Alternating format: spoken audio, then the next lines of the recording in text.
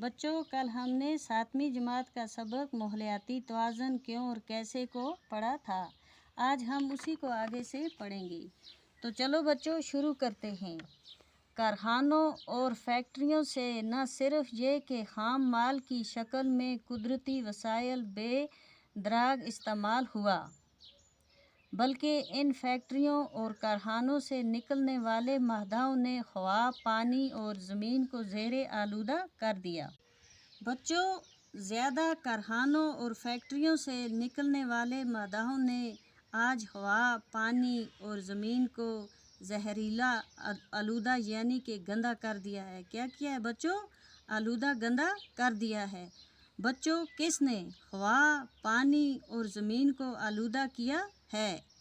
بچوں فیکٹریوں اور کارخانوں سے نکلنے والے مادوں نے۔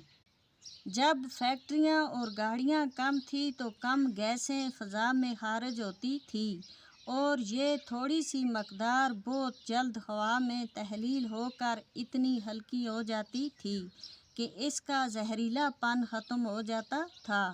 لیکن اب صورت حال مختلف ہے۔ اب اتنی زیادہ مقدار میں یہ گیسیں ہوا میں خارج ہوتی ہیں کہ ان کا پھیلنا اور تحلیل ہونا ناممکن ہے۔